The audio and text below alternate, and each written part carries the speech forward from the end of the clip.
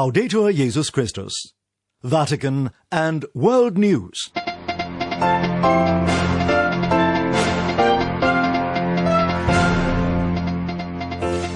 Today, Monday, April 12th, is the feast of Pope St. Julius I.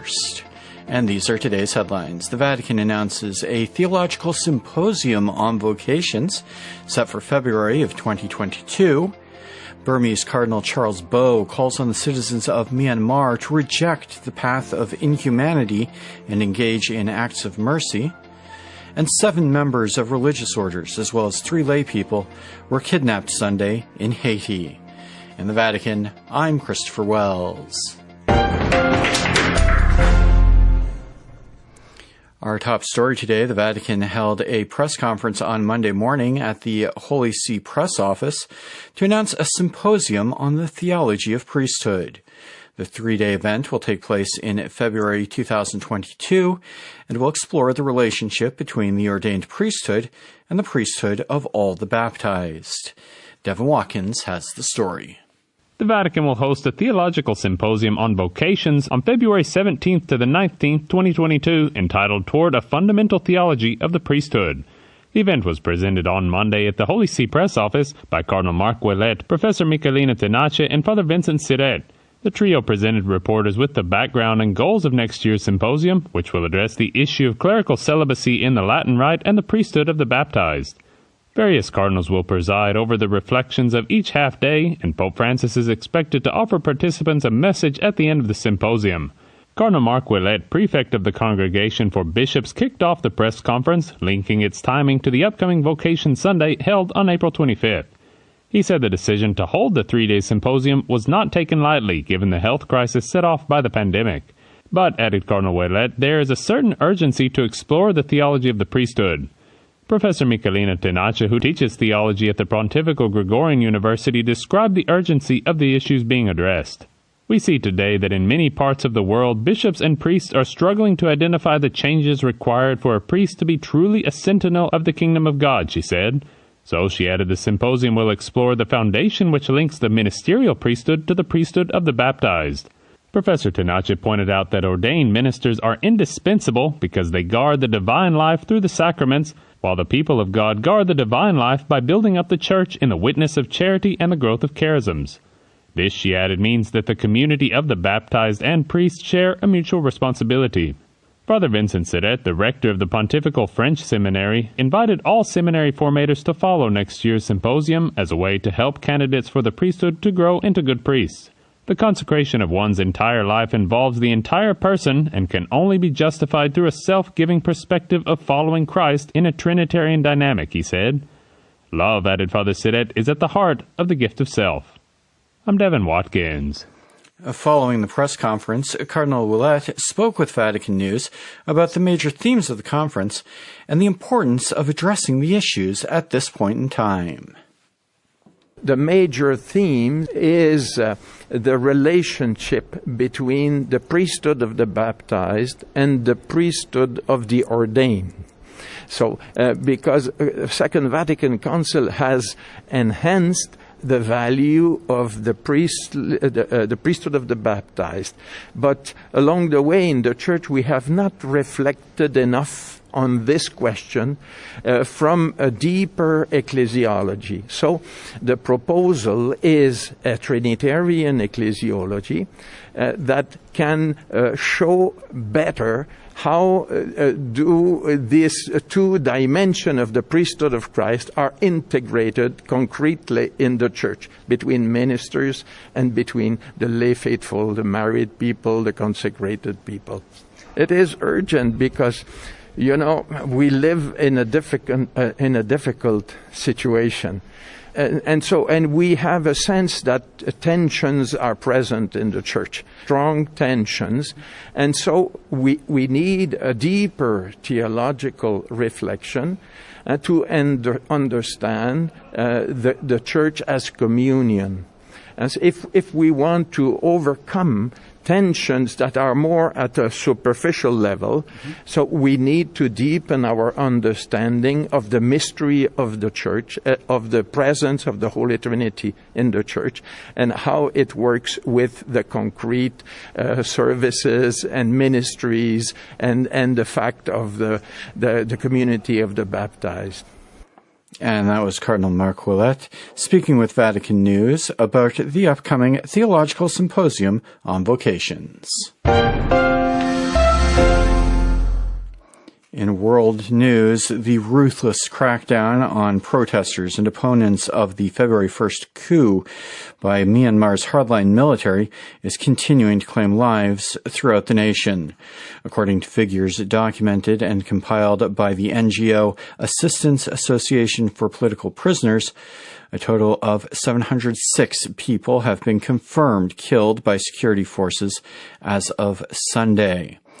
Amid the ongoing bloodshed, Cardinal Charles Bo released a message on Divine Mercy Sunday, once more urging his fellow citizens to reject the path of inhumanity, brutality, and self-destruction, and instead engage in acts of mercy.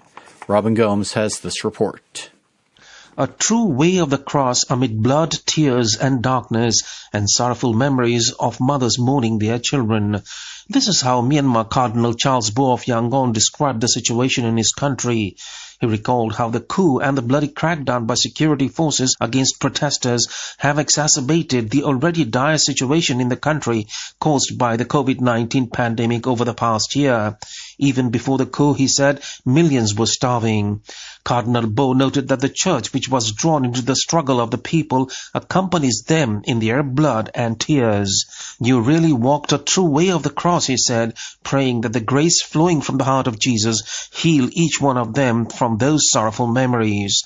Referring to the brave Xaverian nun, Sister Anne No Tong of Myitkyina in Kachin State, who pleaded with the police not to harm the peaceful protesters, the Cardinal said, out of darkness, simple acts of generosity shine with great power. As an antidote to Myanmar's dark times and challenges, Cardinal Bo called for kind deeds, words, and prayer, which Jesus urged for in his several revelations to Saint Faustina, the 20th century Polish nun who popularized the devotion to divine mercy.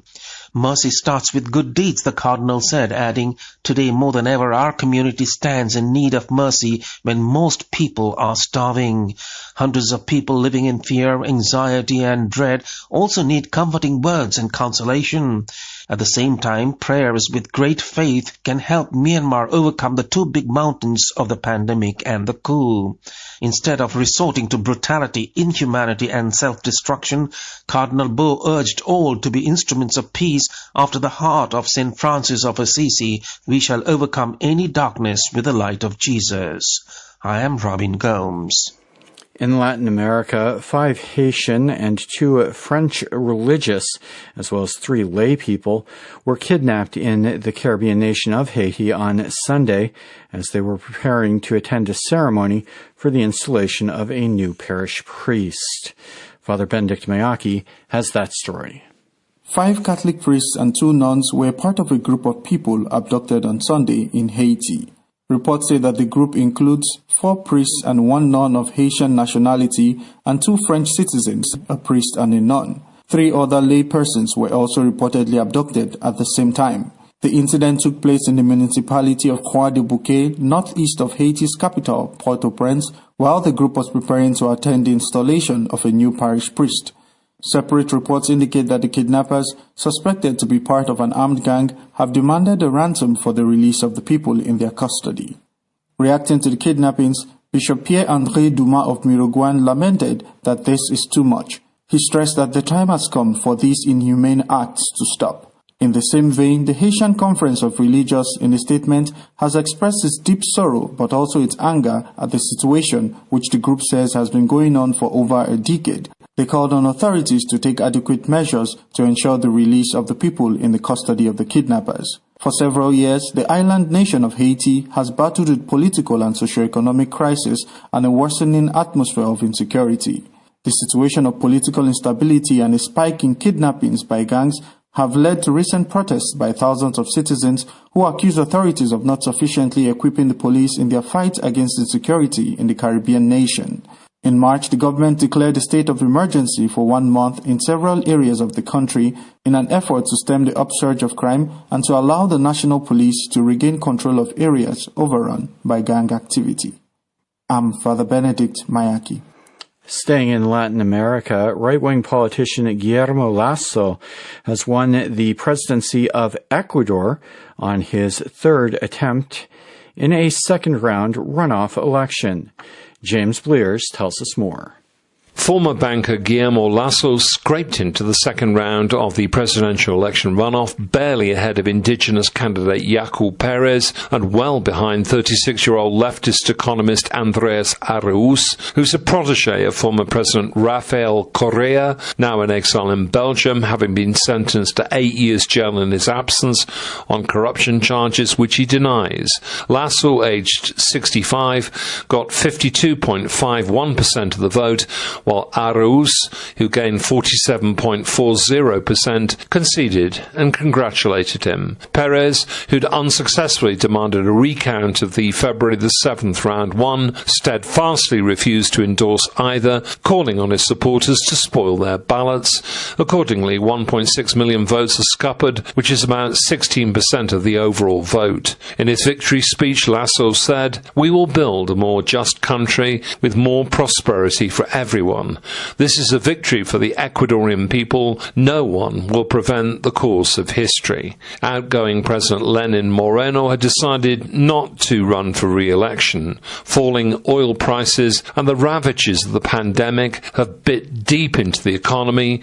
More than 300,000 cases of COVID, 17,000 deaths, but only 1% of the population inoculated so far, while 500,000 people are unemployed. A daunting challenge for Lasso, who will be inaugurated on May the 24th, a veteran who has to come up with more than just free market economy policies in order to pull Ecuador out of a deep slump and reduce a whopping national debt. For Vatican Radio, James Blears reporting. Finally, confusion and complacency in addressing COVID-19 means the pandemic is a long way from over, but it can be brought under control in months with proven public health measures, according to WHO Director General Tedros Adhanom Ghebreyesus, speaking on Monday.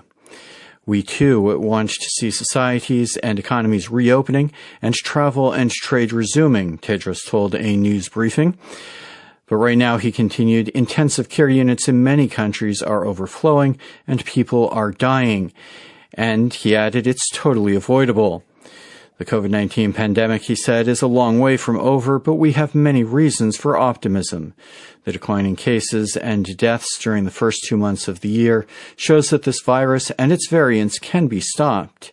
He said transmission was being driven by confusion, complacency, and inconsistency in public health measures.